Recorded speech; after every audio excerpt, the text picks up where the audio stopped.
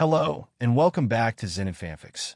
Today we're starting part 2 of an exciting new series. What if Deku had a dragon maid? If you enjoy this video, please like and subscribe for more content. The story we're featuring is written by Darthvalgaav on archiveofourown.org. You can find all the relevant links in the description, so be sure to check out the author's profile and say hello. Now let's dive into the story. Nizu. How could you even consider accepting Midoriya into UA? Demanded All Might as he stood before the principal's desk. The emaciated hero's sunken, yet brilliant blue eyes stared at the small creature of unknown origin with a mix of horror and worry as his slender fist slammed onto the wooden barrier separating them. Detective Sakachi, who stood next to Nizu, flinched slightly at the sight. It had been years since he had seen his old friend this worked up.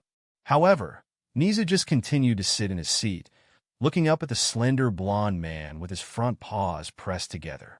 "Oh, my dear friend, the answer to that is quite easy, because he passed our exams," exclaimed Nizu in a pleasant and upbeat tone. "Now, would you like some tea? I just received a wonderful batch from that small shop that young Midoriya's maid guided me to. It is simply marvelous."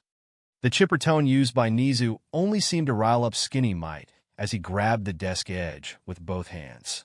For a moment, it seemed like the man would bulk up at any moment to fling the desk across the room in order to reach the scarred white animal.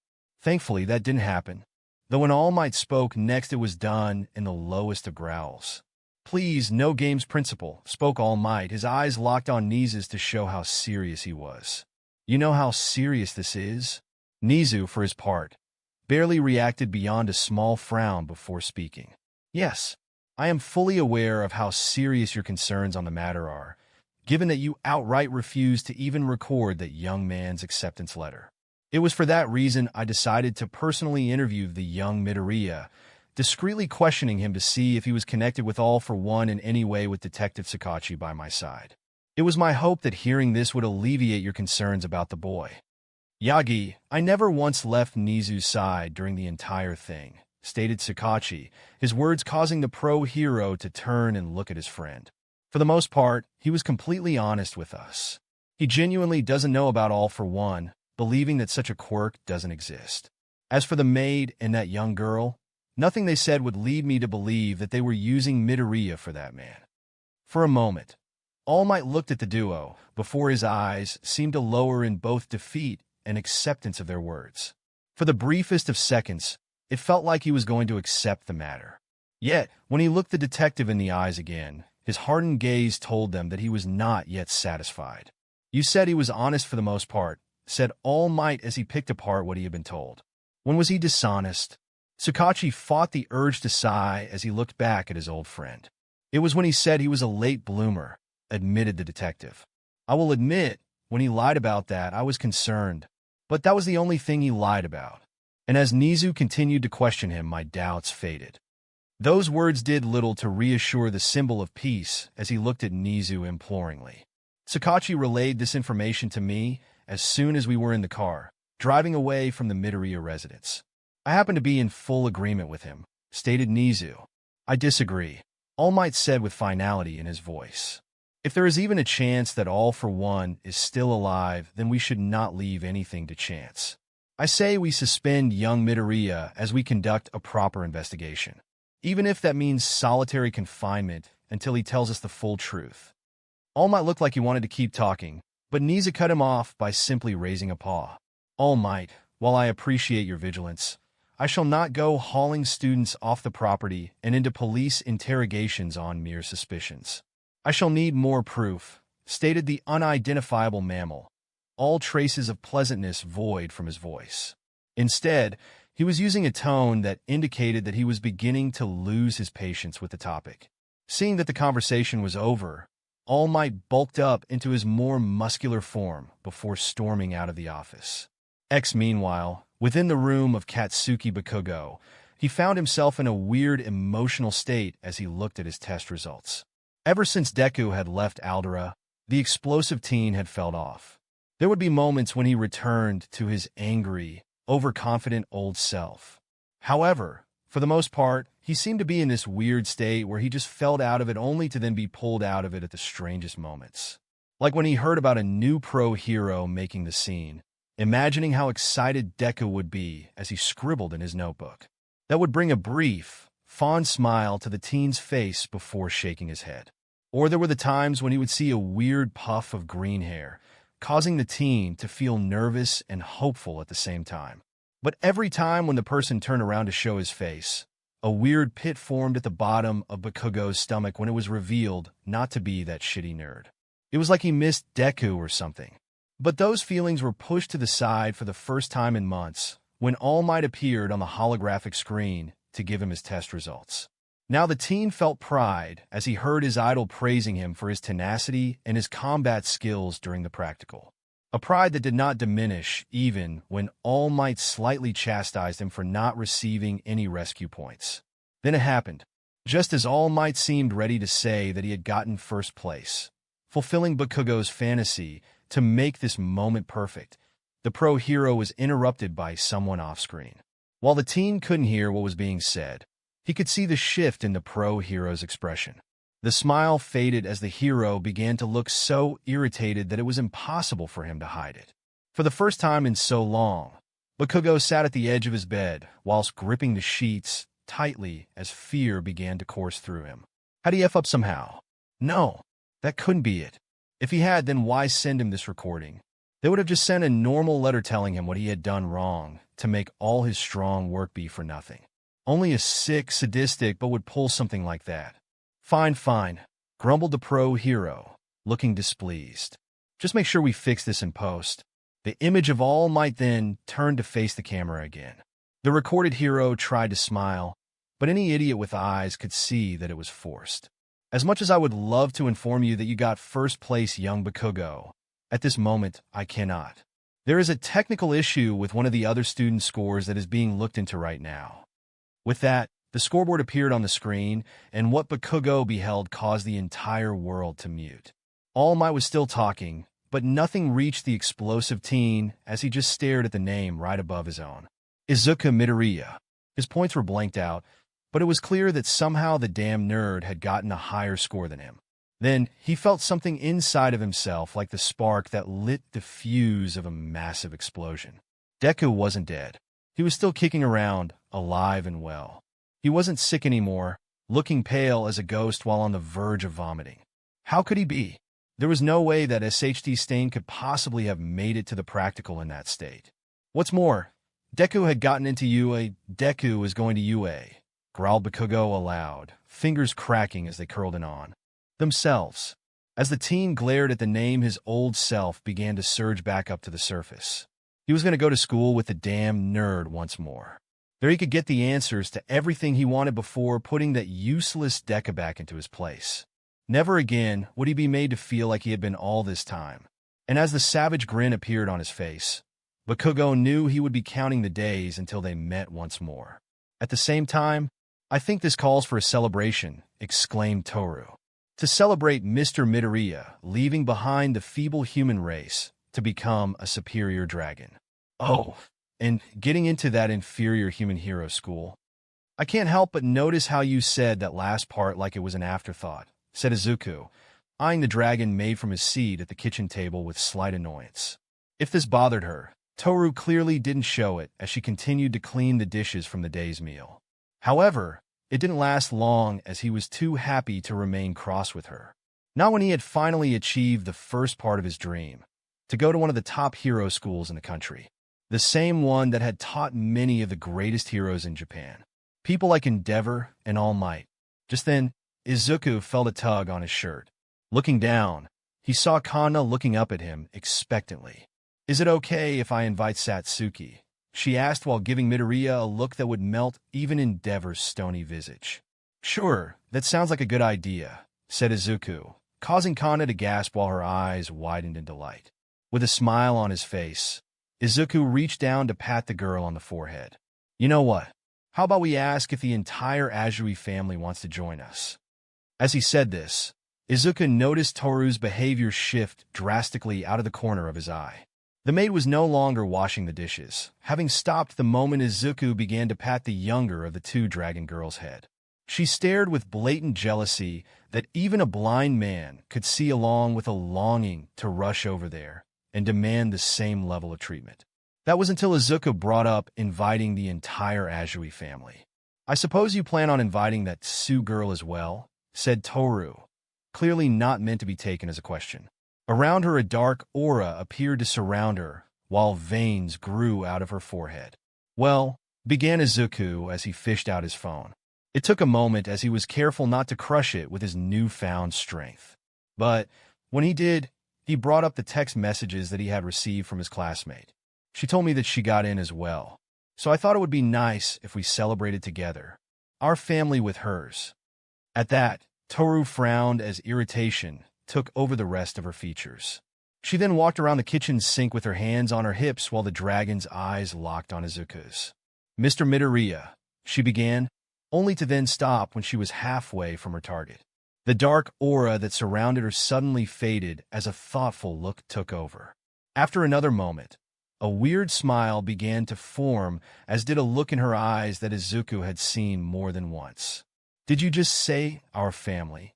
As if we were lovers, living together with all of our passion, separate from the frog girl, inviting her over to look upon our love, to rub it in her face how madly in love we are." "Ah, just inviting a friend and her family," said Izuku, though a part of him knew that Toru wasn't listening. The dragon maid was off in her own little world right now, twirling around the room while giggling in a way that sent small shivers down the teen's spine. Then an idea came to mind. "Come to think of it, I'm sure Kaken got in. How about we make this a grand celebration? Is there anyone you want to invite?" he asked, causing Toru to stop and look at him. "Let's see," said Toru as she brought a finger to her chin. "I do have some dragon friends who have been wanting to check up on me, and it would be so nice to see them again." Upon hearing that, Izuku found himself relaxing. Hopefully, if there were other dragons around, they would be able to help keep Toru in line if she tried anything. A few days later, on the night of the party, Sue was the first to arrive with only 2 other people with her. Standing to the frog girl's right was a boy that Izuku had never seen before, but judging by his appearance, the dragon boy was certain that it was Sue's younger brother. Sammy Dare Azui had the same wide mouth that Sue had, along with dark green hair that was cut shorter than his older sister's, though it was long enough and parted in a way that made only one eye visible. Satsuki was there as well, her dark green hair tied up in the back like always. "My parents couldn't make it," said Sue after Izuku welcomed them to their home. "They both have to work late.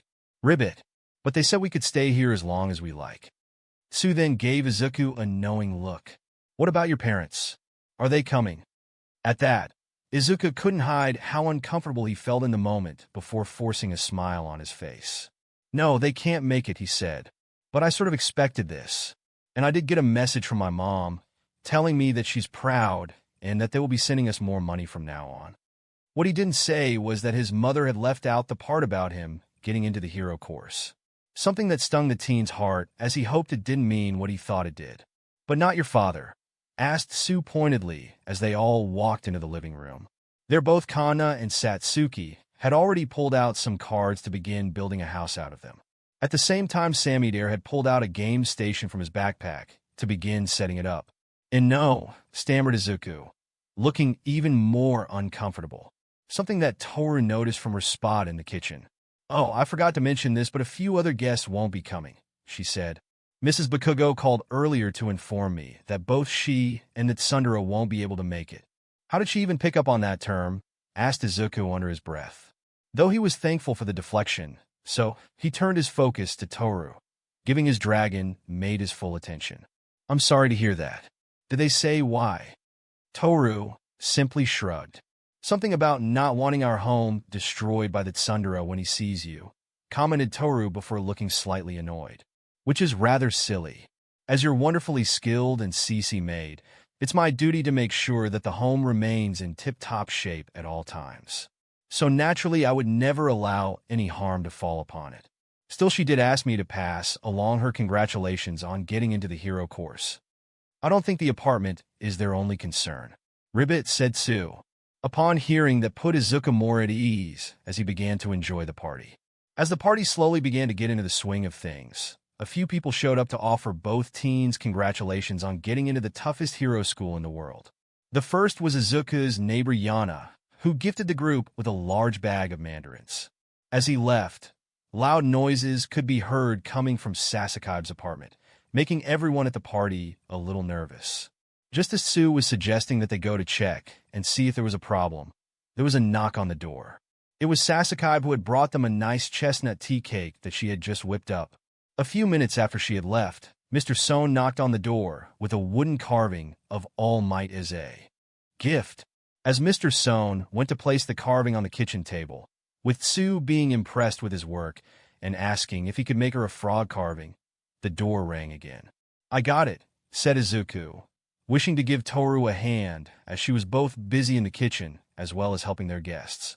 Quickly he made his way to the door and opened it, finding himself staring at something that made his face turn bright red. "Hello there," came a female voice, causing Izuku to thankfully raise his head from the rather large melons that were currently at his eye level. He looked up at a woman who had long, wavy light green hair that began to turn a shade of blue when it reached her waist. On top of her head was a pink cap that had horns sticking out of it. She wore a skin-tight black tank top and mini jeans along with black stockings. "Ah," began Izuku before he paused to gulp loudly. "You must be a friend of Toru's." "That's right," said the woman as she stepped in. "I'm Quetzalcoatl, but my friends just call me Lukoa." She then bent down so that she was eye level with Izuku. It was then that the teen noticed her eyes, which had been shut up to this point, open to reveal a strangely mismatched pair. "And you must be the new dragon boy that Toru has told me all about. Thank you so much for looking after her." "It's nothing," mumbled Izuku, feeling like he was under the gaze of a god or something. "To be honest, she's been looking after me a lot more." At that, Lukoa smiled as she began to pat Izuku's head. "You're a very honest young dragon," she said while closing her eyes. "But you've been helping out Toru just as much as she's done for you. So don't sell yourself too short." With that, the dragon moved around Izuku and made her way into the living room. Pretty soon, the green-haired teen could hear the excited cries of Toru that flew through the air. Just as Izuku was about to join them, another knock was heard.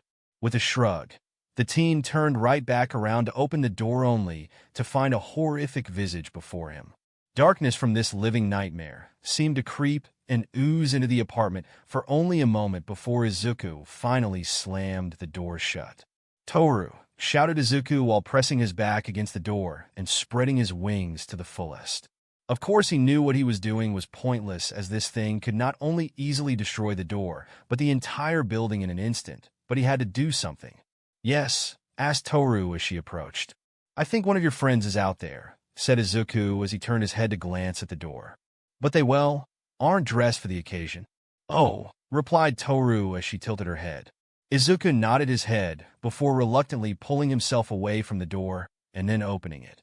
When Toru saw what it was, she frowned. "This will just take a moment." With that, Toru stepped out of the apartment while closing the door behind her. For several long seconds, Izuku heard two voices arguing with each other, one clearly belonging to his maid while the other belonged to a male. When the door opened again, Toru walked in along with a man with long black hair whose attire reminded Izuku of a butler or a well-dressed nobleman of sorts. Honestly, he could see it going either way. "Come on," said Toru as she elbowed her fellow dragon. "Introduce yourself to Mr. Midoriya." The man turned the lone eye that was not covered in his long, black bangs to glare at Toru, who just smiled at him pleasantly. He then sighed before turning that intense look at Izuku. "My name is Fafnir," he said, "and I despise you all. I shall kill you." "Oh, nice to meet you, Fafnir," said Midoriya pleasantly as he offered his hand. While the man was intimidating in his own right, Izuku was sort of used to louder proclamations of the same threat. Now, if he had said that in his dragon form, it would have been a different story. As for Fafnir, he just looked at Izuku for a moment before walking away in a huff. Soon after that, Mr. Sohn left and dinner was served. Toru had outdone herself, as there was a wide variety of dishes that circled around the wooden carving of All Might. There was something for everyone to enjoy, and they did with great gusto. Sue let out content ribbits as she ate the fried shrimp while her younger siblings ate katsudon along with Izuku. though his dish had a few extra pieces added in, namely Toru's tail. Still, he ate it since he was used to it by now, and he didn't want to make a scene at the party. Though he was slightly worried as Toru's eyes morphed into beating hearts again as she watched him eat her tail meat. He would have questioned what was going on had she not quickly latched onto his side, rubbing her cheek against his wrist, issuing the usual proclamations of her undying love for him. It was really embarrassing. As dessert was being served, most of the crowd began to form their own little groups. Izuku hung out with Tsu as they began to speculate on what would be happening once school began. Off to the side, Lukoa was talking to Toru about something over tea. As for everyone else, they were watching Maid as he played a game, one that Izuku was slightly familiar with. It was a fantasy game set in medieval times that was sort of like those old Halo games of the pre-Quark era. Basically, your knight went around a large dungeon collecting loot and killing monsters. If you were killed by a monster, then you lost half of your loot. But if you were killed by another player, then the one who killed you got everything you had. Currently, Maid was doing a 1-versus-1 battle against a guy calling himself Handy Decay, with Fafnir clearly interested in how the game worked. The dragon was on the edge of his seat, watching with laser focus. Eventually, Maid grew tired of constantly getting killed and asked Fafnir if he wanted to play. This drew the attention of everyone in the room, who then gathered around the television to watch as the dark dragon took hold of the controller. Things did not go well for Fafnir. When his avatar wasn't getting eaten by mimics disguised as treasure chests, Handy Decay killed him over and over again. To further irritate the dragon, his opponent in this game began to childishly taunt him by calling him noob and having his avatar teabagging him. Eventually, Fafnir's frustration reached a boiling point as he grit his teeth while handling the controls more violently. Izuku was glad both Lukoa and Toru were there to calm him down when he threatened to find the miscreant and burn his home to the ground. The next morning, Shigaraki woke up feeling refreshed. The previous night had been a good one, having trounced some stupid noobs on one of his favorite games. Grinning to himself, he powered on the television and game station at the same time to check the leaderboard. However, his smile fell and his eyes bulged when saw something. A new player had risen through the ranks last night, seemingly staying up all night just to do so. Like a man possessed, he had climbed his way up half the ranks, and in doing so had knocked Shigaraki's place down a bit. This left the villain to wonder one thing. Who the hell is this Fafnir? He asked aloud. A few weeks later, the day finally arrived for Izuku Midoriya to begin his life as a UA student. And when he arrived, things got off to an interesting start. "Take those shitty fake wings off before I rip them off, you damn nerd," screamed Bakugo.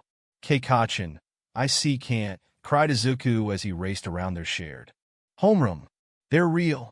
Most of Class 1A watched from the corners of the classroom as Bakugo clung to the back of their green-haired classmate, biting down on one of his green dragon-like wings with his teeth while his hands tried pulling them off. As Midoriya continued to cry out, flailing his arms around to try and knock him off, his newly formed friends tried coming to his aid.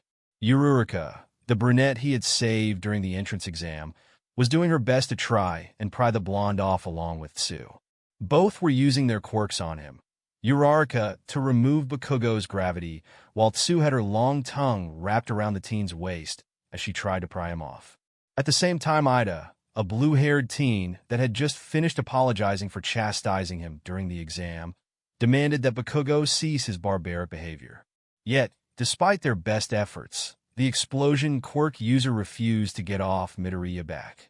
"If you won't take these damned fake wings off, I'll do it myself," screamed Bakugo as he tightened his grip on Midoriya's back. As Izuku continued to run around the classroom like a chicken that had his head cut off, Bakugo began to bite at the wings. Over and over again, the ashen blonde continued to gnaw at the base of one of the wings while the other flapped around in a panic.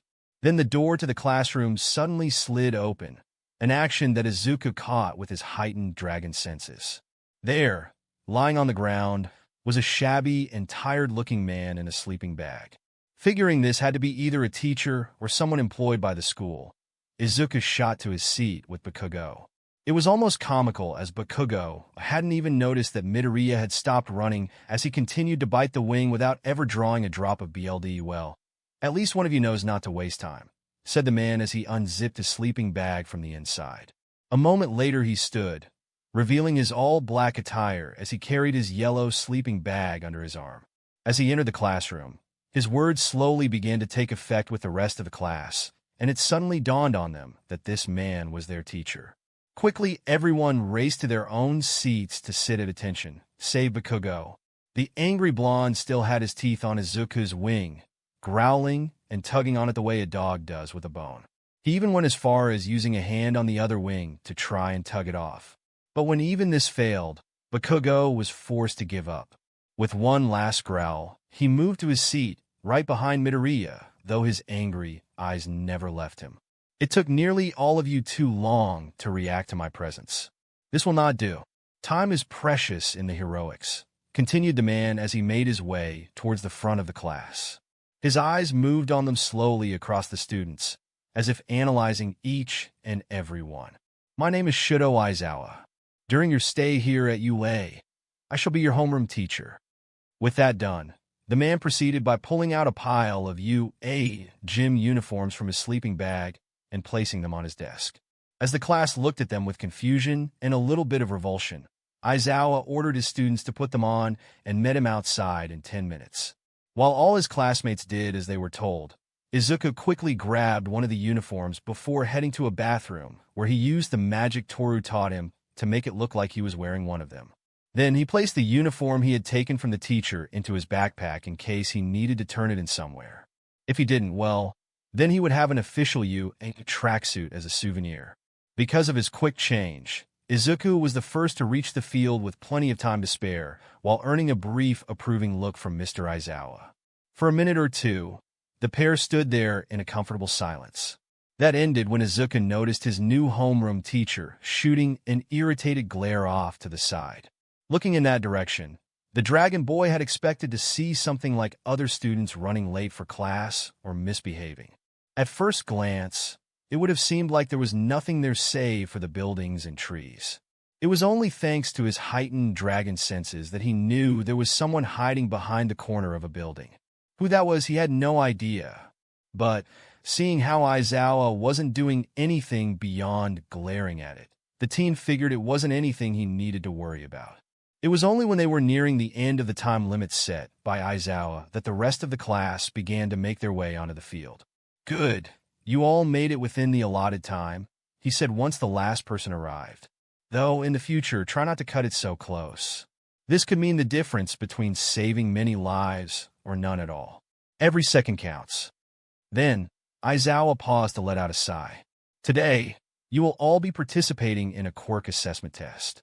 While UA has received the physical assessments that all of you had during middle school, they are pretty much worthless. The reason for this is that none of them take your quirks into account. This is the fault of the government, as they are still trying to pretend that we are all equal. This is irrational on their part. Thankfully, UA does things differently." Once more, Aizawa became silent as he reached behind his back to produce a ball. As he held it in his hand, he slowly began to eye the students. For a moment, his gaze locked on Midoriya while seeming ready to toss it at him. However, he stopped halfway, as if rethinking the idea before tossing the ball at Bakugo. "Bakugo, what was the longest distance you ever got in the ball throw?" the man asked. 67 meters, I think," replied Katsuki, his eyes moving from the ball in his hand to the teacher. At that, Aizawa nodded before pointing over at a circle in the field before them. "Good," he said. "Now move into that circle and do the ball throw. Only this time I want you to use your quirk." Upon hearing that, Bakugo's confused expression changed as a savage grin appeared on his face. Confidently, he marched over to the circle with the ball gripped tightly in his hand. Once there, he shot a quick glance over at Midoriya before pulling his arm back. "Die!" he screamed as he tossed the ball, an explosion instantly igniting in his palm at the same moment. Most of the students there raised their arms over their faces, using them as shields to protect themselves from the force of the wind. There were only 3 that didn't. The first was Izuku, who felt like this was nothing compared to the winds generated when Toru and Kanna were play fighting. The second was a boy with half red, half white hair, who just tilted his head to the side. The last was a boy with purple ball for hair who was using this moment to stare at the asses of their female classmates, reaching out with a hand as if preparing to squeeze them. Thankfully, this never happened as several small pebbles flew into the pervert's eyes, causing him to howl in pain.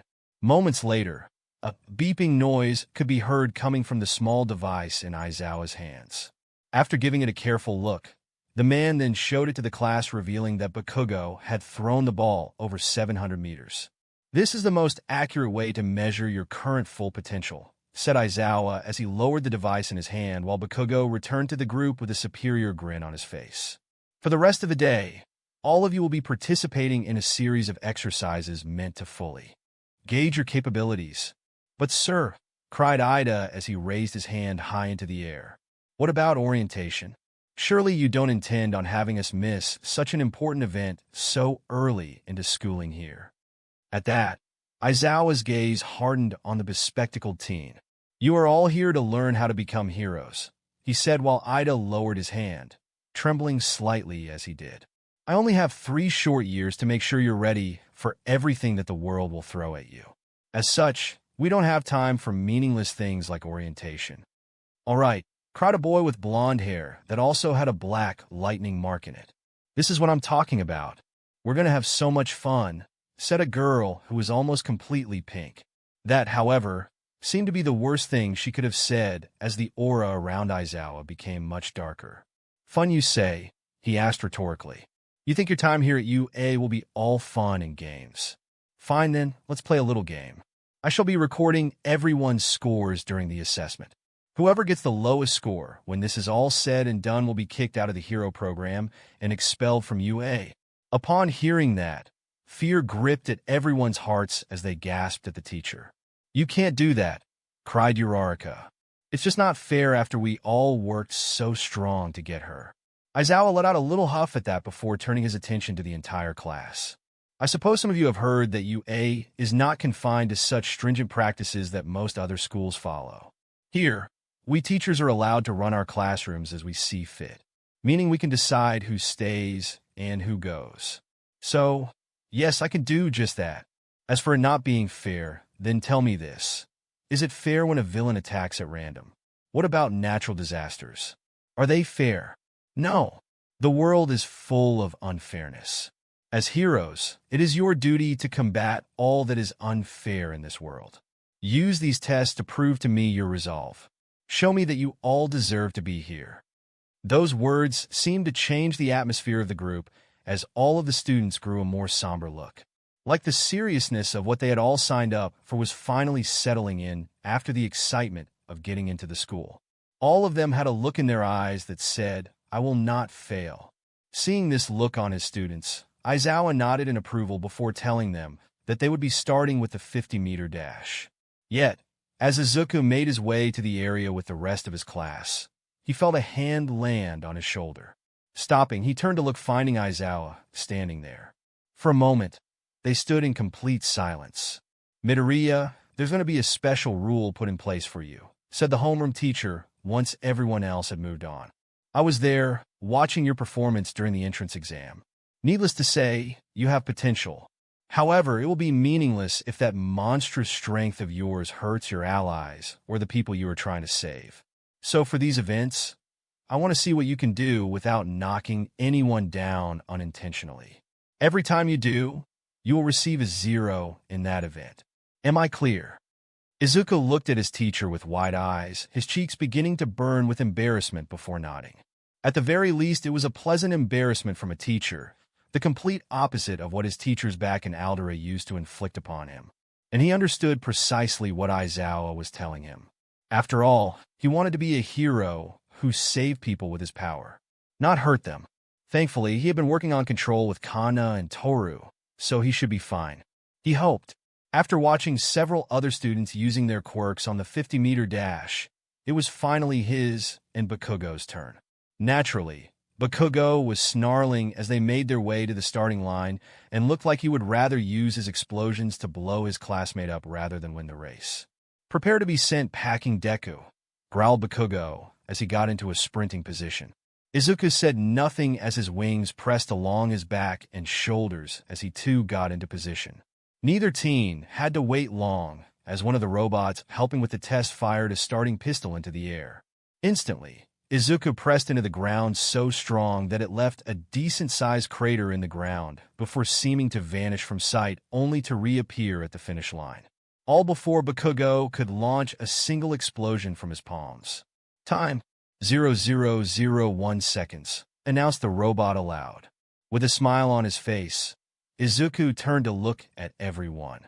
For a moment, the joy he was feeling in that moment began to diminish as he saw that looks of open-mouthed shock. Briefly, he wondered if he had done something wrong or had messed up in some horrible way. Yet such thoughts were quickly put to the side as shock morphed into pure excitement at what he had done. At the same time, Izawa gave him a nod in silent approval. Deku, came a cry from behind him. What the F was that? Turning around, Izuku saw Bakugo shooting forward with his explosions. Except he wasn't moving towards the finish line, but towards Izuku himself. With eyes filled with BLD rage, the ashen blonde looked ready to kill. However, he never got the chance as his explosion suddenly ended. Confused, Bakugo skidded on the ground while checking his hands. He was so focused on trying to figure out why he could no longer use his quirk that it came as a surprise when white bands wrapped around him. This isn't combat training, stated Izawa firmly as he held onto the ends of the white strands which turned out to be his scarf. With the scarf no longer around his neck, Izuku noticed the special goggles that still hung around his neck, which he instantly recognized. "You're the pro-hero Eraserhead," exclaimed Izuku, eyes widening in excitement as he stared at the man. The hero nerd then turned to look at his classmates, expecting them to start gushing at meeting one of the best underground heroes in Japan. However, they all just blinked in confusion. You know, the pro-hero whose quirk allows him to temporarily erase other people's quirks just by looking at them. He also graduated from UA alongside Present Mike. Everyone just shook their heads, indicating that they had never heard of the man. "Only 1 out of 20 students know who I am. I suppose that's a decent ratio," commented Izawa as he tugged Bakugo back. "If I see you attacking another classmate unprovoked or outside of training, we will have problems. I would rather not have to use my quirk too often. It gives me a serious case of dry eyes." With that, Izawa told Bakugo to finish the exercise as his time had not been paused. Needless to say, Bakugo had the worst time in the 50-meter dash. From there, the day went by fairly easily for the green-haired boy. He only failed one test, the grip strength test, when he destroyed the machine as though it were made of wet cardboard. What's more, he had done it so quickly that the machine never had a chance to measure his grip strength. But as for the rest, Izuku passed them with ease only ever found in his wildest dreams. The second-to-last exercise that Midoriya took was the standing long jump. When it was his turn, Izuku leapt into the air. His leap wasn't nearly as high as when Toru and Kana played on the seesaw, but it was high enough so that he was well above the main campus building. When he landed, the teen could have just crashed there while leaving behind another crater. Instead, he used his wings to gently land on the ground as he feared that he might damage the area. "Dude, that's amazing," cried Kirishima with a wide grin. "I wonder how high you can go with those wings." "That is a decent question," said Ida as he brought a hand to his chin. "Though I suppose that might be the best he can do in this form." During the entrance exam, myself along with Uraraka witnessed Midoriya becoming a dragon. While I didn't see much, it seemed like that form was far stronger than normal. "I bet he's 1,000 times stronger," added Uraraka, lifting her hands into the air as she began to wave them all around. He went charging right into the zero-pointer like it was nothing, just chomping right into its neck like it was soft mochi. "You have got to be shitting me," screamed Bakugo in pure rage. "Wait, he can turn into a dragon?" asked Mineta as he turned to look at his green-haired classmate. "Then why haven't you done that once?" "Well," began Izuku, lightly tapping his cheek with a finger as he looked away from the group in embarrassment. He was still not used to having everyone's focus on him, at least when he was out of the apartment. There was also the fact that he didn't want to tell them all about the special rule that Izawa had given him. The man had, after all, made sure that the conversation between them had been private, so telling them about it might cause more problems. Thankfully, an idea quickly came to him. "When I transform into a dragon, I'm really big. I doubt I could compete beside any of you in that form. We would probably waste a lot of time having to adjust the fields and stuff just to accommodate one student. That is understandable, said Ida. Still, these tests are meant to gauge our current overall potential. To not have a full grasp of what you can do would be a great disservice to yourself, as well as all of the fine students who have walked these halls before us. Ida then turned to look at their homeroom teacher, Mr. Izawa. Surely you agree that to not have a full understanding of what Midoriya is capable of would be irrational.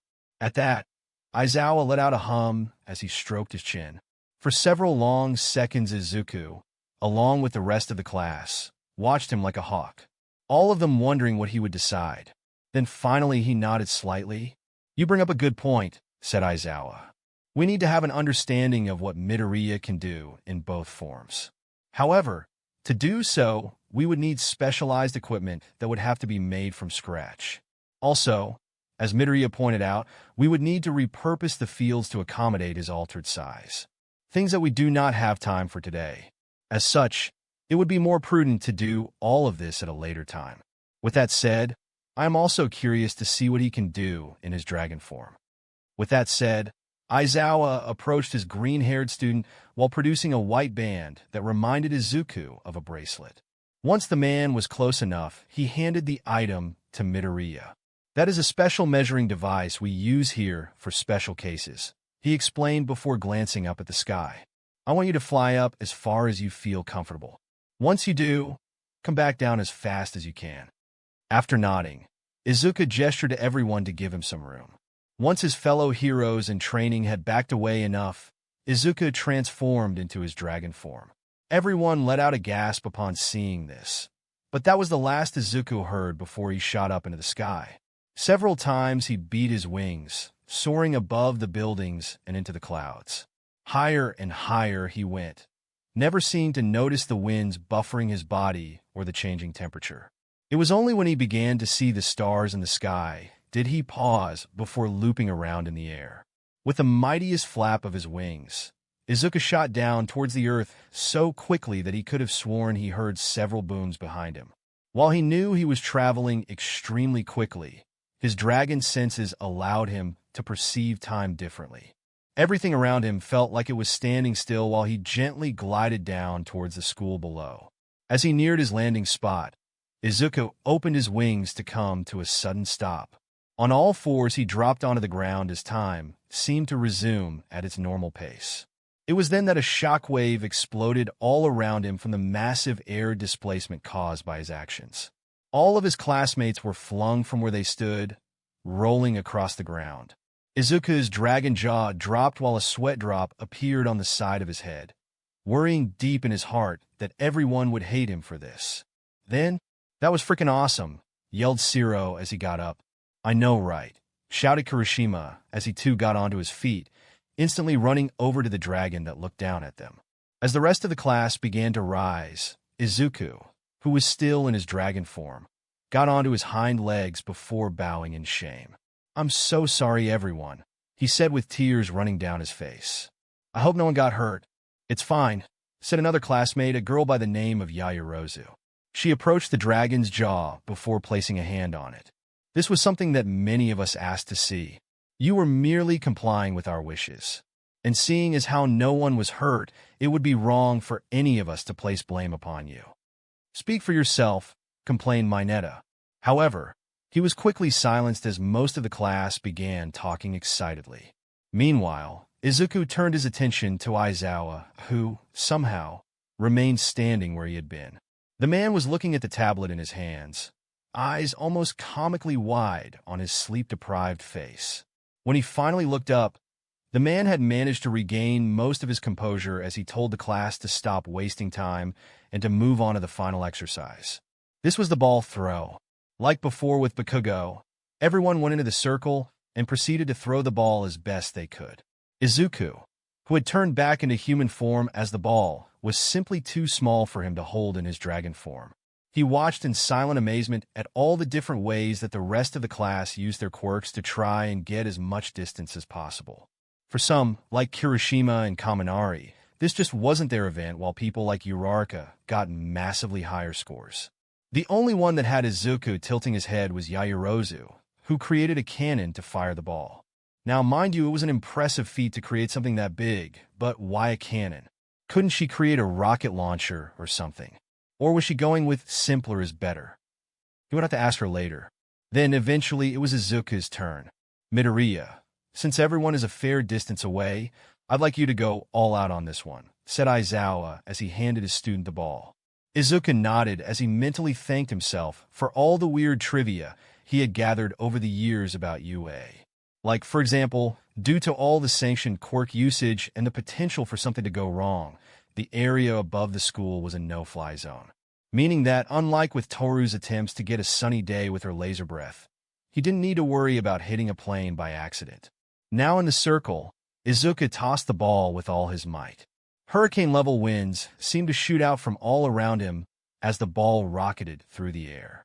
The force that the teen used was enough that it created a large hole in the clouds before escaping Earth's orbit. Though this hole wasn't as big as the ones Toru could make with her dragon laser breath, which spanned about half the size of the city, it was noticeably big. Once the tests were over, and the threat of being expelled had been revealed to be nothing more than a logical ruse, Aizawa walked away from the training grounds, allowing the robots to pick up the mess. His tired eyes were fixed on a corner where he knew a certain pro hero had been hiding since the start of these exams. Seriously, All Might, said Aizawa once he was close enough. Watching a bunch of children from behind a corner. An action like that might give people the wrong idea. Sheepishly, All Might stepped out of the shadows, making his impressive presence known. "Ha," laughed the great hero.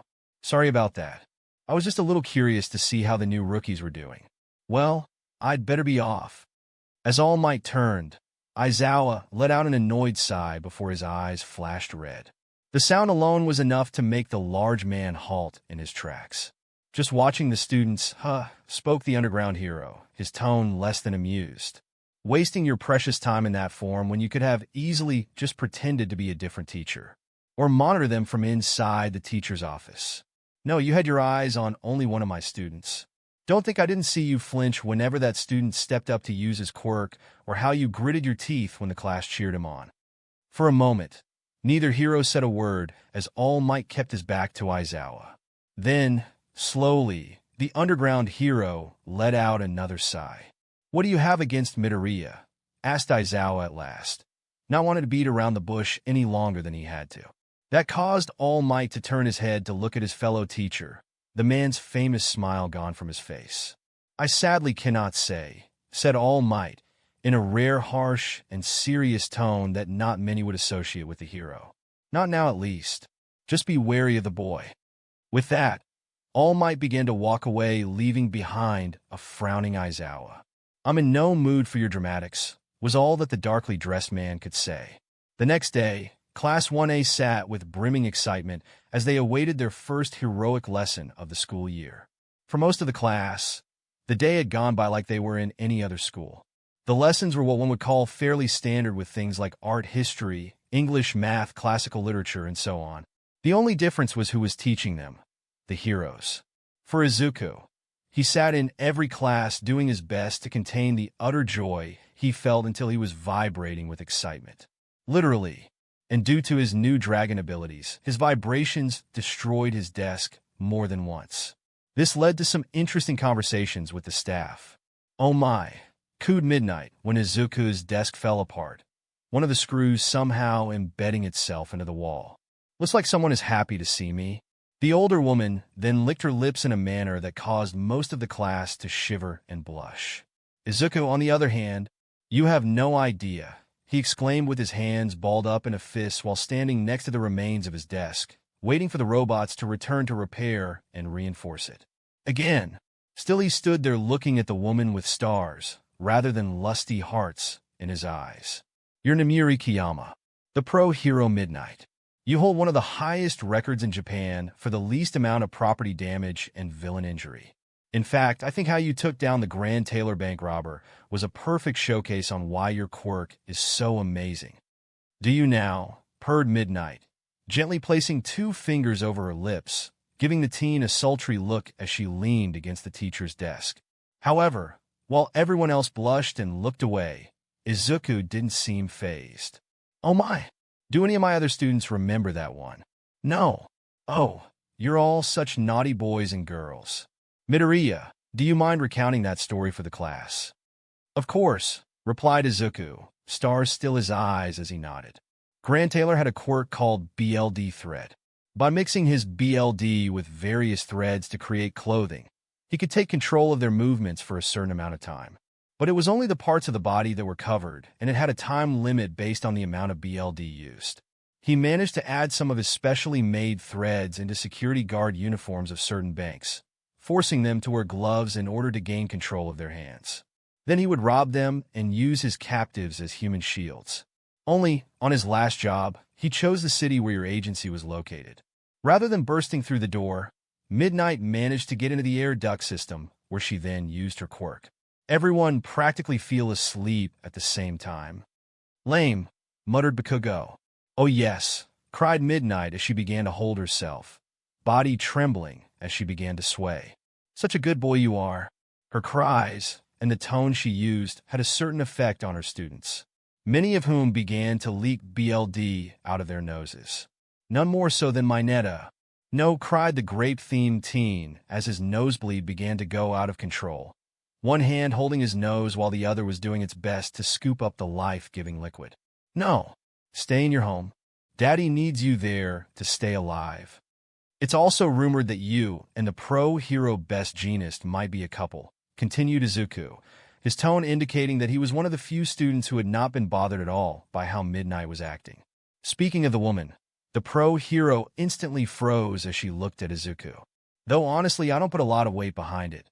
Just because you both donate to similar orphanages and are seen there together could be just a coincidence. Still, I really love the picture of you helping the children with their art projects. Helping those who really need a smile is something really heroic. Oh, my desk is fixed. It was true. While Izuku was speaking, one of the many robots on campus had quickly repaired the desk. As he sat down, the entire class just watched him like he had grown a second head. Even Midnight had stopped in her antics, eyeing the green-haired boy with a slight blush on her cheeks, though that was mostly from embarrassment. Midoriya, whispered Mineta from behind the dragon teen, his skin looking a little pale due to BLD loss. How? How are you not affected by the advances of such a CC older woman? For a moment, Midoriya turned in his seat to look at Mineta before looking around at the rest of his classmates. The states they were in? Thankfully, most of the people who had nosebleeds had died down with only Kaminari and Mineta still having them. The rest had wiped them away, though Izuku, with his dragon senses, could still smell the BLD in the air. He could also feel the heightened temperatures of his classmates, with a few of them even fanning themselves with their hands. The only one who didn't seem as affected was Bakugo, though he did have a slight tint of red on his cheeks. He then looked back at Midnight, who also seemed to be calming down, much faster than the rest of the class, before glancing up at the ceiling. Now that he thought about it, if this had been a year ago, he probably would have reacted the same. So, why had he? Izuku's eyes then narrowed slightly as memories came back to him. Flashback, here you go, Mr. Midoriya, giggled Toru. The pair were alone, sitting at the table back in his old apartment. The dragon maid was sitting right next to him, pressing her CHSD right into his arm, causing the poor boy to go rigid. In her hand, Toru held the chopsticks, having just blown on a large chunk of her tail meat with rice covering the top. Slowly, she brought it to his mouth, gently depositing it onto his tongue. So, she said in a whisper, her breath tickling his ear as he chewed. How do I taste tonight? Izuku then began to choke on his food. Another flashback. Izuku, what's this? Asked Kana. Izuku looked away from the mechanical pencil pack he was holding in his hand to see what the little dragon girl had brought him. She held the item in both hands like it was the most precious piece of all Might merchandise in existence. That's a pen, answered Izuku as he took the bulky item. It was a large, multi-ink colored type with the pro-hero hawks running along the side and waving at an imaginary audience. Briefly, Izuku wondered if she had wandered into the boys' section of the stationery supply shop they were in, or if someone had just put it there thinking that a staff member would put it away from them. Regardless, Izuku slipped out his damaged notebook. The same one that Kakin had exploded on both ends before tossing it out a window and into a pond. Quickly, he turned to a blank page that had no burn marks, but some minor water damage. Damage, but still usable for something like this. After selecting the color pink, Izuku wrote Kanna's name down before switching to green to write down his own. Finally, he ended with Toru's name in red. When Izuku showed what he had written to Kanna, the young dragon girl's eyes began to sparkle. She then let out a low sound of excitement as she placed both her hands on her cheeks. "That's so amazing," cried Kanna. "I know, but you can't use it for school," replied Izuku as the pen vanished in a blur from his hand. "According to the list the school sent you, you can only use pencils. Either wooden ones or the mechanical ones." "That's dumb," grumbled Kanna as she began to pout. Just as Izuku was about to explain why this was, either because the teachers didn't want to deal with messy pages full of students scribbling over their mistakes or something, his notebook was shoved in his face. "Look what I did, Mr. Midoriya," cried Toru. After pulling the notebook away from his face, Izuku could now clearly see that Toru had "I love Mr. Midoriya" over and over again with a heart drawn between each sentence. Seeing this, his face began to turn bright red. Even more so when he noticed the slight drool coming out of the dragon's mouth as she showed her handiwork to him. "That's nice," said Izuku as he quickly shut his notebook. Before either of them could say anything more, Kanna had picked up something else and was holding it up for Izuku to identify. After breathing a sigh of relief, Izuku explained that it was a stapler. Like with the pen, Izuku showed both Kanna and Toru how it worked before the young dragon went off to find something else. "What's this?" she asked, holding up a seal stamp. "Oh, that's easy," said Toru before Izuku could say anything. Hands on her hips, she had the look of someone with smug superiority. "It's a tool used in SLV branding. You use it to mark your property." Izuku felt his jaw drop at just how wrong Toru was. He was about to shout that she was dead wrong when all of a sudden Toru's eyes opened, giving her the appearance of someone who just had an amazing epiphany. She then squatted on the ground, opening up her blouse so that she exposed her bare back to Izuku. Toru then turned her head to look at him, heart in her eyes and drool escaping her lips again. "Mr. Midoriya, would you please brand me as yours?" At that, Izuku felt his soul leave his body. Yes, another flashback. "Oh, Mr. Midoriya," cried Toru as the bathroom door burst open, causing Izuku to let out a loud cry. The teen was seated on a stool, washing the sweat off his body before getting into the bath with his back facing the door. But as soon as he heard Toru, he instinctively turned around only for his face to turn a bright red. Standing there in the doorway was his maid wearing nothing at all. "Please allow your maid to wash you using her own body," she said with a giggle. "No," yelled Izuku. "I can do it myself." "Back to present, honestly," said Izuku at last as he went to rest his chin on his hand. Compared to what Toru says and does on a daily basis, Midnight feels a little tame. Though Izuku had only been speaking loud enough for only the people sitting next to him to hear anything, somehow the entire class heard him clear as day. Almost everyone in the class turned to stare at him with wide-eyed shock and, in some cases, envy. The only one who didn't was Tsu, who just brought a finger to her chin. "Come to think about it, you have a point." "Ribbit," said the frog girl with a knowing look. "No, there's someone out there that dash." Mineta got no further as a newer, more powerful nosebleed occurred. One that literally launched him away from his desk, spraying the surface with his BLD as the bite-sized pervert flew upwards before landing on the ground. A moment later, two robots carried Mineta away on a stretcher. From there, the day progressed normally with Mineta returning from Recovery Girl's office right before lunch. By this point, Izuku was feeling over the moon with joy as he had collected autographs from every single hero while also asking a few questions about their quirks. Even the cooking hero lunch rush was no exception.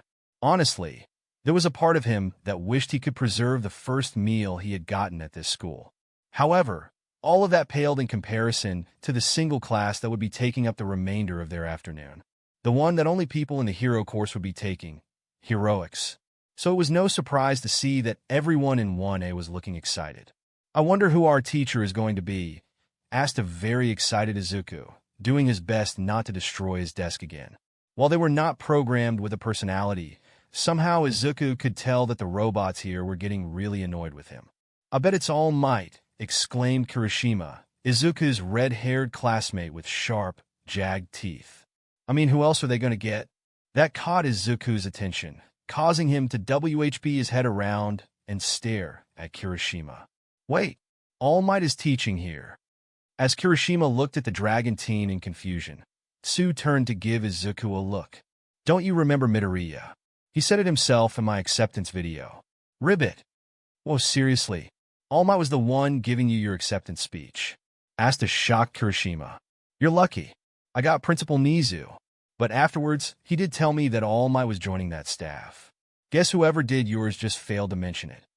"Oh, I didn't get one," admitted Izuku sheepishly, suddenly finding the surface of his desk extremely interesting. Apparently, there was an issue when they went to record mine, so the principal had to come over himself. "I see," said Tsu while Kirishima gave his dragon classmate a sympathetic look. "I was wondering why you weren't more excited when we had our graduation party. Figured it was either that the shock hadn't fully subsided or you were trying not to make a scene." Kirishima gave his classmate a sympathetic look.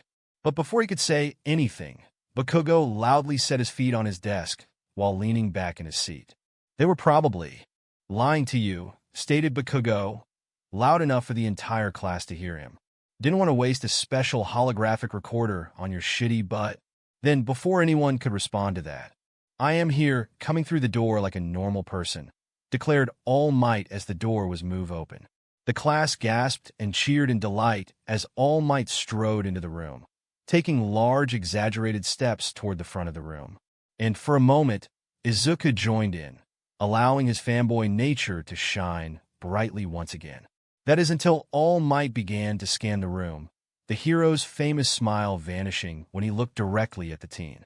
What replaced it was the sort of look a hero would give a villain, making the teen's BLD run cold as his own cheerfulness vanished. Thankfully, All Might didn't dwell on Midoriya for long as a moment later, he turned to look at the class as a whole while flashing that brilliant smile of his that had almost been a source of comfort to the teen. But for Izuku Midoriya, that moment seemed to last forever. What's worse was that he wasn't the only one who noticed this frosty look. While All Might spoke about the battle trails, Aizawa's class kept shifting their gaze over to Midoriya. Then, when the hero finished speaking and left the class in a hurry, Tsu said what they were all thinking. "Is there a problem between you and All Might?" she asked, looking directly in her friend's eyes. "Ribbit, because it looks like he really doesn't like you." "I'm not sure," responded Izuku, unable to hide his crestfallen expression. With a sigh, Izuku then got out of his seat and headed towards the briefcase that held his costume. As he walked over to it, he noticed that most of his classmates were still giving him curious looks. While they hadn't known Izuku for very long, they could tell that he was both a very humble and honest person. It was also painfully clear to them just how much he looked up to and admired heroes. So they knew that having All Might being the only person to give him a look like that hurt him. The lone exception to this was Bakugo, who had a triumphant smirk on his face.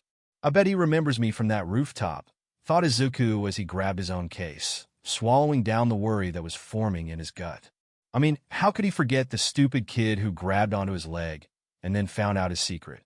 He probably thinks that I lied to him about being quirkless, or that I could blab his secret at any moment. I need to apologize to him somehow and explain it in a way that doesn't expose Toru or Kanna. Just need to figure out how. Asterisk once more, Izuku went into the changing room where he shifted his appearance using magic. When he left, he wore a green skin-tight outfit with black lines running down the sides along with long white gloves. Though he did not head directly to the training area where the exercise would be held, as he didn't want to be alone with All Might right now. He needed some more time to figure out what he was going to say, as well as not wanting it to get interrupted. So there he stood in the hallway, waiting for the rest of the class to arrive before they all made their way down as a group. Now assembled at the entrance to the Mock City, All Might went to work explaining the exercise in better detail before randomly selecting teams.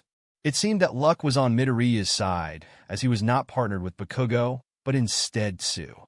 Yet that was where his luck ended, as not only was he going to be a part of the first hero team to do the exercise, but he was going up against Bakugo and Uraraka.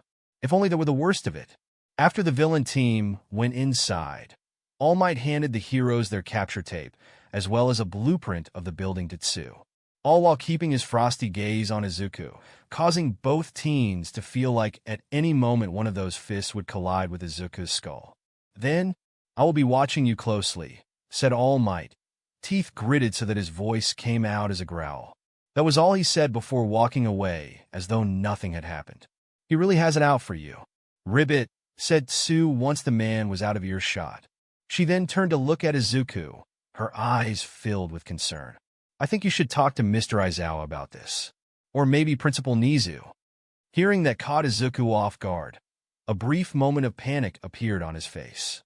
The teen knew that Tsu was just looking out for his well-being, and that she had a point. While he had only known Aizawa for a short amount of time, it was pretty obvious that he was a no-nonsense type of person who took heroing extremely seriously. Because of this, he would see All Might's attitude and behavior towards Izuku as a hindrance. The same would probably go for Nizu. So talking to them about this was probably the smartest thing he could do under normal circumstances. Only, these weren't normal circumstances. The problem was that both of them were really, really smart. If Izuku went to talk to them about this, there was no doubt in his mind that they would begin asking questions. If he wasn't careful and slipped up, he might reveal how the two of them first met. And if All Might was angry with him, now, there was no telling how furious the man would be if they found out about his weakened state.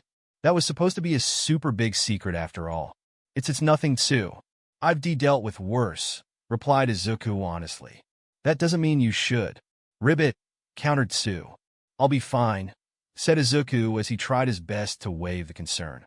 Besides, it's like what Mr. Aizawa said. It's a hero's job to face the unfairness of the world.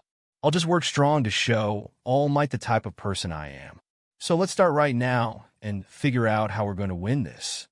While Izuku said this with his brightest smile, he could see that Tsu remained unconvinced. Yet she didn't push it, instead moving closer to the dragon teen as they began to plan out their strategy. This should be really simple, said Tsu, glancing down at the floor plan and then up at the building. You could just turn into your dragon form and crash through a window to grab the bomb. As she spoke, Tsu brought a finger to her chin as she imagined how that would go.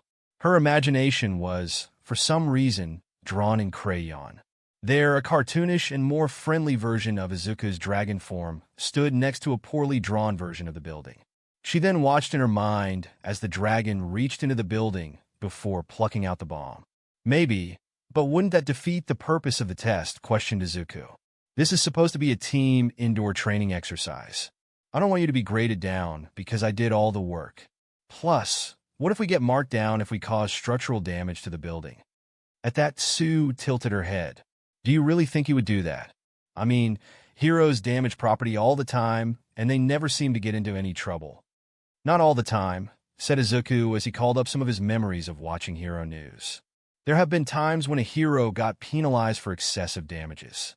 When that happens, it's mostly because it was their first choice and they ignored other options. Tsu let out a noise of agreement as she nodded. All right, then how about your fire attacks, she asked. Didn't you tell me that you were somehow training your fire breath to only target certain things? We could use it to knock out both villains without damaging the surrounding area. Then we could capture both them and the bomb at the same time. About that, began Izuku while scratching his cheek in mild embarrassment. I've been making progress with it, but only so much. Right now it's at incinerate everything within a certain space without damaging the wall's level. Not even at the point where I am comfortable testing it on a living thing above a bug. And I really don't think Recovery Girl will be able to heal them from ashes. At that, Tsu paled. Good point, she agreed. So, do you have any ideas? Izuku hesitated for a moment before nodding. I've known Kakin for as long as I can remember. He's never been the type to sit and wait for something to come to him. Meaning as soon as the exercise starts, he'll come right at us.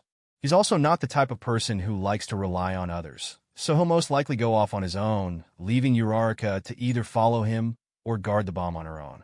Since he knows I can fly, he's going to assume that I'll take us to the roof, meaning that's where he's likely to head to as soon as we start. So, rather than do what he wants, we go in through the front door. After a minute or two, he'll realize he was wrong and burn up more stamina heading for me. Oh, sorry. I guess I should say us. No worries, replied Sue with a nod. He hasn't really hidden it all too well how he feels about you.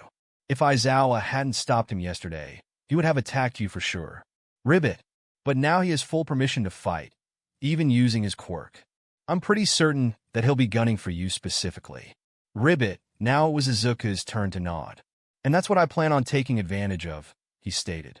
Yesterday's test with Izawa showed me I still have a way to go with controlling my strength. One wrong move, and I could potentially cripple or even kill Kaken.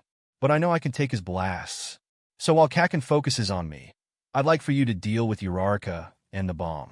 We know that she can remove the effects of gravity of anything she touches, but I feel confident that you can jump out of the way before she can get too close. And even if she does touch me, I can just stick to the ground, added Sue, understanding where her friend was going with all of this. Also, Uraraka only knows a little bit about my quirk. I never showed her what my tongue can do. So, if she tries to come at me after making herself weightless, I can just wrap my tongue around her before capturing her. This way, we're both contributing as a team, finished Izuku with a smile. Meanwhile, as the hero team was making up their plan, Uraraka could be found sitting on one of the large crates situated along the sides of the room. As her legs kicked back and forth, she shot a glance to her teammate, who was just pacing across the room. The same thing he had done since they had gotten here. Neither had said a word to the other. No planning.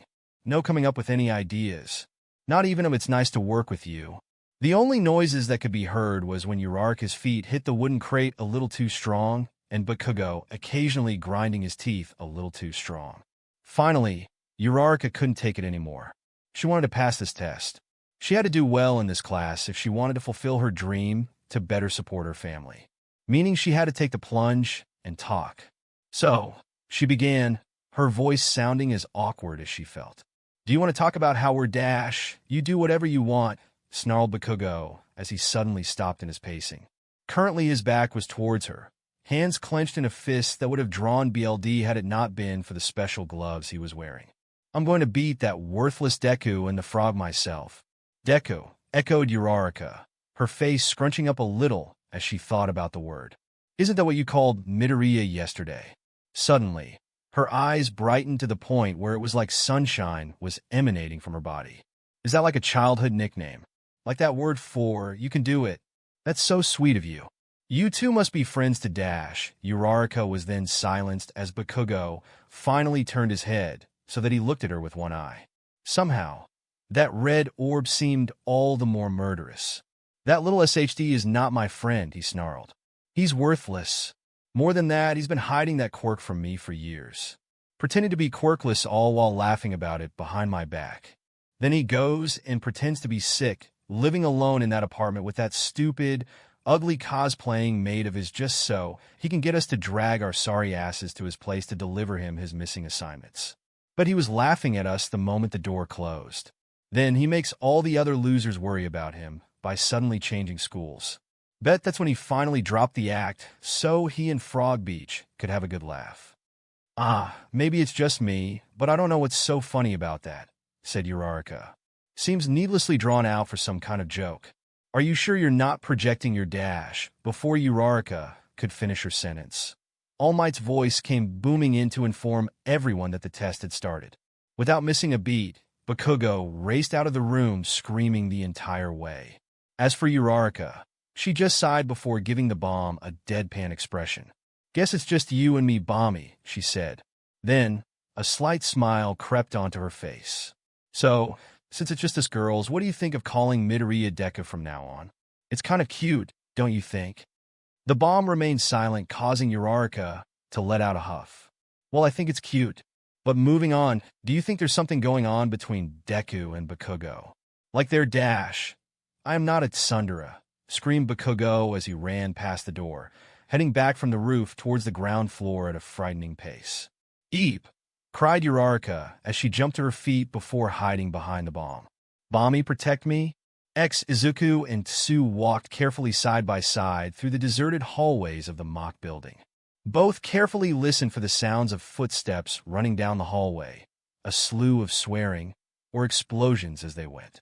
They didn't need to wait too long as, by the time they had reached the second floor, Bakugo rounded a corner ready to heat things up. "Deku!" yelled Bakugo, pointing an open palm at the green-haired teen while his eyes held a savage, bloodthirsty look. "Die!" As the blonde screamed, he unleashed a mighty explosion. Meanwhile, the rest of Class 1A watched the scene unfolding before them as the blast obscured the image of the hero team on the monitor. The sound of the blast dominating the room, save only for the laughter coming from Bakugo. There was no way to tell what was happening, only allowing their imagination to paint the picture of what they were hearing. And what they were all fearing was not helped by the last image they had of the blonde bomber. In the limited time they had spent with Bakugo, it was pretty obvious to everyone there that he was intense as well as having some sort of issue with Midoriya. Yet, that last look they had seen on his face right before the explosion made him appear almost unhinged. But what was even more unsettling was how All Might reacted. Or rather, didn't react. Since the man had entered the monitoring room, he had barely said a word to anyone. He watched Izuku as he spoke to Tsu like a hawk, paying no mind to what was happening on the other monitor with the villain team. And even now, he was keeping his focus on where Midoriya had been standing while seeming to completely ignore what Bakugo had said and done. And that scared more than half the class. Yet after a moment, the dread that the observers were feeling vanished as the flames subsided. Standing there, having never moved an inch, was Midoriya. The teen's dragon wings had somehow grown, wrapping themselves around him and Tsu. With the wings unfurling slightly, the class could see that she was pressed against Izuku's body with one arm wrapped around her waist to pull her in as close as possible. Ashido would have been jumping up and down, calling it romantic, had it not been for the look of shock in the frog girl's eyes. Shock that slowly turned into relief as she said something to Midoriya before he let her go. "Did you see what Midoriya did there?" asked an excited Kirishima. Dude took a surprise blast and protected his partner with his body. "That's so manly." "Indeed," said their bird-headed classmate, Tokoyami, with a nod. Then he glanced over at Bakugo. Meanwhile, Bakugo seems to be taking to his role as a villain well. A sneak attack like that, along with no hesitation to do serious harm, is what one would expect from one with a black soul. "Maybe taking to it a little too well," said Toru, her gloves and shoes shuddering. "That guy gives me the creeps." Ida, for his part, said nothing as he focused on the scene before them. He watched as an enraged Bakugo charged forward while screaming something once more. Then, just as the flames and smoke were erupting from the blonde's palm, Midoriya took Tsu as they sidestepped the attack together while his wings expanded once more. With them outstretched like this, they created a barrier that allowed Tsu to hop past Bakugo easily. Soon it was just the two in the hallway, while a different monitor instantly lit up, following Tsu as she made her way through the building. The largest screen kept its focus on Midoriya and Bakugo. "Inu!" screamed Bakugo as he lunged forward, ready to deliver a powerful right hook. There was a look in the teen's eyes that Izuku could easily read, one that believed that the green-haired teen would never see it coming. That couldn't have been farther from the truth. He had known what was coming even without relying on his enhanced dragon features. So, as time seemed to stand still once more, Izuku sidestepped the attack just at the last possible second. Then, once time began to move normally again, he watched as Bakugo sailed past him harmlessly. At least at first he did. The moment Bakugo realized that Izuku had managed to dodge the attack, he corrected himself by using a series of explosions to change course while at the same time adding to the momentum. Now his attack was an arm swipe aimed directly for the head, only for Izuku to bend down, so the attack sailed over him harmlessly. "And it," screamed Bakugo as he landed, jumping back to get some distance. But only briefly, for as soon as his feet touched the ground, the teen brought his hands back. In the span of a breath, massive explosions sent the teen flying faster than ever towards his target. Bakugo then twisted his body, ready to punch Izuku right in the face with all the force and momentum he had. "Stop looking down at me, you piece of SHT. Izuku's response to this was to catch the attack with a raised palm. Bakugo could only stare with wide eyes as his body came to a complete halt, the wind from his charge whipping past the dragon teen who remained unmoving. Then, before Bakugo could fall to the ground, Izuku applied the smallest bit of pressure to his palm as he pushed forward. The next thing they knew, Bakugo was sent flying backwards down the hallway while screaming the word F the entire way until it was ended with a crash. "Kakin," cried Izuku. "Are you okay? I didn't hurt you, did I?"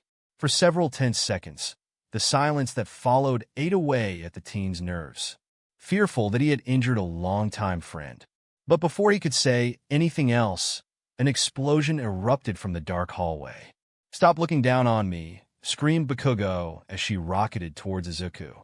Though the blonde's anger only grew when Izuku, rather than becoming timid or looking horrified that Bakugo was back on his feet, let out a sigh as relief washed over his face. "Oh good," said Izuku in a genuine tone. "You're okay." This comment only caused Bakugo to scream all the louder. As the time ticked away, the students in the monitoring room constantly shifted their attention from the fight between the boys and the girls, as Izuku simply dodged everything that was thrown at him by Bakugo while running away, forcing his attacker to give chase. Tsu had found the bomb room. It hadn't been strong to figure that out, as Uraraka, once she had moved out from behind the bomb, had begun to create a wall at the door. Using her quirk, she had removed the effects of gravity from all the crates before moving them in front of the door. So, when Tsu opened the door that led to the bomb, she was met with a decent obstacle. The class watched as Tsu hesitated for only a moment before acting, searching for another way inside. This came in the form of an air vent which took her right into the room. Thankfully, Uraraka had decided to stay close to the bomb. So when she saw Tsu landing in the room, Uraraka used her quirk to pick up the thankfully fake explosive device as she began to play a game of keep away with it. Meanwhile, back with the other explosive device, Bakugo looked like he was getting frustrated. Midoriya was using his wings more now to fly backwards and gain more distance between him and his target. That, or he would create a powerful gust of wind that would send Bakugo flying backwards, save from falling down on his, but by his use of explosions to right himself at the last moment. Still, Midoriya was avoiding throwing any punches of his own. Given what a seemingly light push had done, nearly all of the class could understand why. Only one didn't see it that way. Stop looking down at me," yelled Bakugo as Izuku continued to dodge his attacks. "Do you think I'm so weak that I can't take a little punch?" It's not about you being weak," said Izuku as he used one of his wings to block another explosion. "I mean, I know just how strong your quirk is. It's just that I don't think you're strong enough to not be instantly liquidated if I use too much force. I could never forgive myself if you suddenly became goop splattered on the wall." Izuku had said all this with pure concern and honesty in his voice, without a hint of pride to make it sound even somewhat condescending. But despite this, that's exactly how it sounded to Bakugo as new veins seemed to appear in his eyes. "Deku," he growled, "bet you think you were really funny, don't you? Hiding that quirk from me all these years, pretending to be sick." "I really was sick," shouted Izuku. "I don't believe you," shouted Bakugo. Then the ashen blonde teen noticed his grenade-shaped gauntlet light up, causing him to grin. Slowly, he raised one arm up to the dragon teen while the opposite hand reached for the pin. "Since you're such a quirk nerd, you know how mine works. I sweat nitroglycerin from my palms, which I can then ignite. The more I sweat, the more powerful the explosion, which is why I asked for these babies. See, they're not decorative. Since the start of the fight, they've both been collecting sweat and storing them up for the biggest explosion of all time. And guess who gets to be their first victim? Surely. Bakugo is not so careless to unleash such a blast," asked Ida loudly, though his voice sounded unsure of his statement as he looked at the murderous smile on Bakugo's face. And he wasn't the only one who had his doubts. It sure looks like it," whispered Ishido. "Midoriya better dodge unless he wants to be cremated," commented Todoroki, doing his best to hide the flinches of phantom pain he was experiencing as he had been on the receiving end of high-powered flames many times at his home. "All might, sir," said Ida as he walked over to the massive hero, unable to take the danger they were all witnessing any longer. With all due respect, this exercise is getting a little out of hand. All Might. By this point, Ida had gotten to All Might's side so that he could now see the pro-hero's face clearly. And what he saw frightened him. All Might's attention was hyper-focused on Midoriya and Midoriya alone. He hadn't noticed anything that Bakugo had done, nor did he seem to register the danger that Midoriya was in at the moment. He just kept staring at Midoriya with narrowed eyes and a scowl. With a new wave of panic, Ida reached over to grab the pro-hero by the arm. The sudden touch seemed to snap All Might back to reality as he jumped in surprise before looking over at Ida in confusion. Young Ida, what dash began the pro-hero, but was further surprised when Ida interrupted him. You have to stop this, shouted the speedster while pointing to the screen. If that explosion hits Midoriya, he could die. That caused All Might's eyes to widen as he turned to look at what his student was pointing at, taking a step back as if noticing the seriousness of the situation for the first time. But before he could tell Bakugo to stand down, a massive explosion unlike anything any of them had seen before was unleashed. A blast so powerful that it rocked the building as well as the monitoring room they were in. And, for a moment, everyone there thought that Izuku Midoriya was dead. That was until the smoke cleared, revealing Izuku's dragon wings which had extended themselves outward to create a barrier. Wisps of smoke rose from parts of the unblemished wings, showing that no harm had come to them. And when they retracted back to their normal size, Izuku looked perfectly fine as well. As all signs of victory left Bakugo's face, a buzzer sounded signaling that Tsu had captured the bomb using her tongue. After calling all the young heroes back to the monitoring room over the PA, All Might placed a hand over his face as sweat began to cover it. Now he could feel the quickened pace of his heart while a rush of adrenaline began to course through him. Too late to do anything about the situation, only making the realization of what had just happened on his watch all the more horrific. I could have gotten one of my students killed, he thought. No, I could have gotten all of them killed. All it would have taken was enough damage to the support, and the entire building could have collapsed. What's wrong with me? Thank you for joining us on this journey through What If Deku Had a Dragonmaid? We hope you found it as captivating as we did. A big thank you to Darthvalgaav for creating such an engaging story. Don't forget to visit their profile on archiveofourown.org for more fantastic works. The link is in the description below. If you enjoyed this video, please give it a thumbs up, share it with your friends, and subscribe to Zenin Fanfics for more intriguing explorations into fanfiction and fantasy. Your support helps us create more content like this, and we love hearing your thoughts and suggestions in the comment section. See you soon in the next video.